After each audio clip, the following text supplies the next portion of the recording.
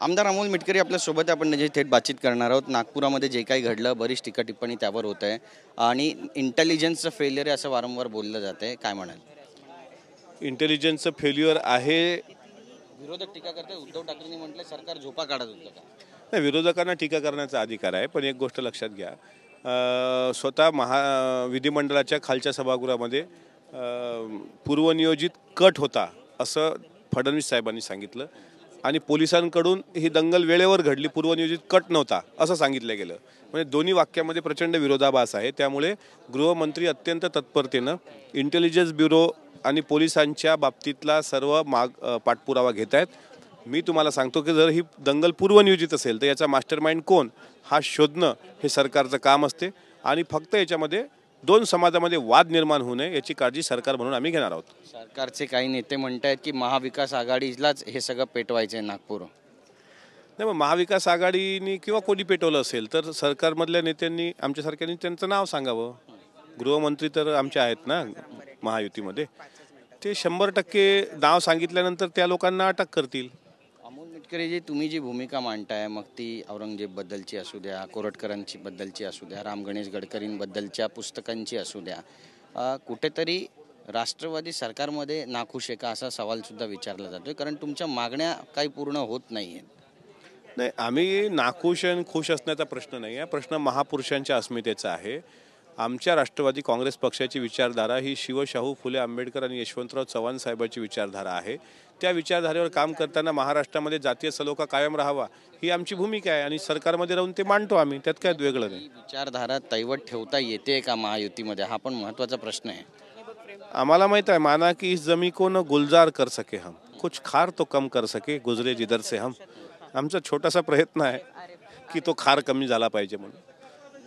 प्रशांत कोरटकर आहेत, आता त्यांच्या शोधासाठी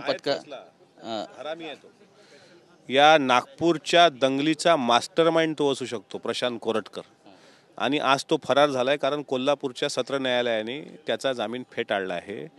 आणि प्रशांत कोरटकरनी ज्या पद्धतीनं छत्रपती शिवाजी महाराजांबद्दल अपशब्द वापरले होते त्यानंतर त्याच्यावर गुन्हा दाखल झाला होता, पण कालपासून तो दिसेनासा झालाय आणि तो नागपूरमध्ये असतानाच ही दंगल भडकली. म्हणून प्रशांत कोरटकरचा शोध पोलिसांनी घ्यावा. या नागपूर दंगलीचा तो मास्टरमाइंड असण्याची शक्यता नाकारता येत नाही. तुम्ही पण त्यांच्याबद्दल अपशब्द वापरताय, कोर्टाने त्यांचा जामीन प्रशांत कोरटकर बद्दल मग काय सन्मानाचे शब्द वापरले? कुठला अपशब्द वापरला मी त्याच्याबद्दल? तो काय जावई लागतोय का आमचा? तो जिजाऊ साहेबांबद्दल बोलला नालायक, त्यावेळेस त्याला लाज नाही वाटली? तो सोलापूरकर बाबासाहेब आंबेडकरांबद्दल बोलतो त्यावेळेस त्याला लाज नाही वाटत? आणि त्यांच्याबद्दल काय सन्मान ठेवायचा? ते नालायक आहेत, ते दरिद्रे आहेत, ते दरिंदे आहेत. मी तर म्हणतो जेवढा औरंगजेब पापी तितका कोरटकर पण पापी. नक्कीच, पण आता पोलिसांचं पथक रवाना झालं, कोणत्याही क्षणी अटक होईल अशी परिस्थिती आणि कोर्टाकडून त्यांचा जामीन सुद्धा नामंजूर. उलट झाडाला लटकून फटके मारा, त्याची जीप छाटा आणि त्याची कबर खोदा या महाराष्ट्रामध्ये त्या कोरटकरची. अशी हिंमत कशी झाली शिवाजी महाराजांबद्दल बोलायची? आम्ही मेलो आहोत का शिवचरित्र सांगणारी लोक? हे राजकारण एकीकडं, पण छत्रपती शिवाजी महाराजांचा सन्मान एकीकडं. लक्षात ठेवा, मी पूर्वीचाच शिवचरित्र सांगणारा व्यक्ती आहे. काही राजकीय मर्यादा येतात म्हणून मी बोलत नाही, पण कोणी उठसूट जिजाऊ साहेबाचा अपमान करत असेल, आमची माय मानतो ना आपण सर्व जिजाऊंना. फुले शाहू आंबेडकर सर्वांची आई आहे जिजाऊ, सर्वांची, सर्व महापुरुषांची. आणि त्याबद्दल अपशब्द बोलणारा हा नराधम सुटतो कसा? याला तर भर चौकात त्याला तुडवला पाहिजे हरामखोराला. आणि त्याच्याबद्दल सन्मानाचा प्रश्नच येत नाही. काय सन्मान करायचा त्याचा? अजिबात सन्मान करा, लाथीनं चेपला पाहिजे तो. शोधावा सरकारने. छत्रपती शिवाजी महाराजांबद्दल ओडिसाच्या एका खासदारानं जे वक्तव्य केलं, तुलना केली मोदींसोबत, छत्रपती खासदार ओडिसाचा पुरोहित नावाचा एक नंबरचा मूर्ख आहे.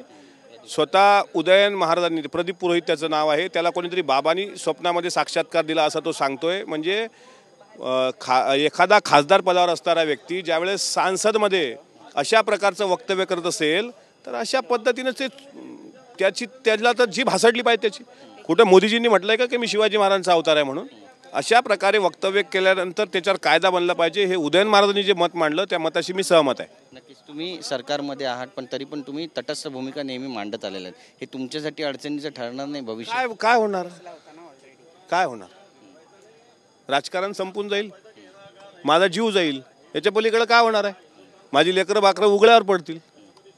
पण एक ज्यावेळेस आमची पुढची पिढी सांगेल ना काही ना काही तर आम्ही बोलत होतो महाराष्ट्र पेटत असताना, काय आमचा स्वार्थ आहे याच्यामध्ये? आमचं म्हणणं आहे की महाराष्ट्रामध्ये हिंदू मुसलमानांमध्ये तेढ निर्माण होऊ नये, महाराष्ट्रामध्ये सामाजिक सलोखा कायम राहावा.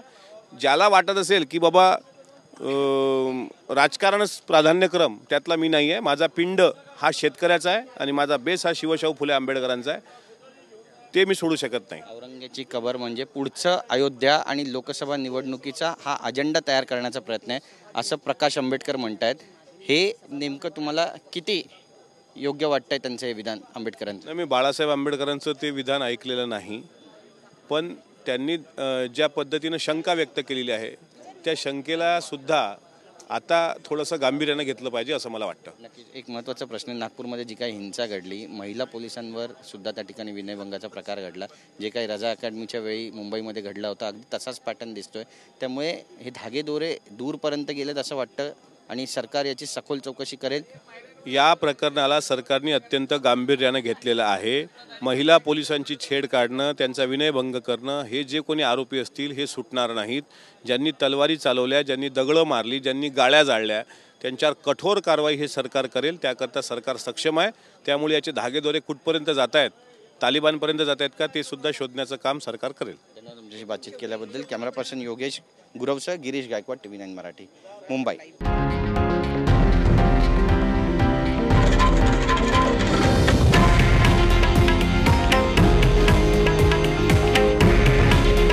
हे आहे देशातील नंबर 1 न्यूज नेटवर्क आणि आपण पाहत आहात TV9 मराठी. काळजी तुमची, हित महाराष्ट्राचं.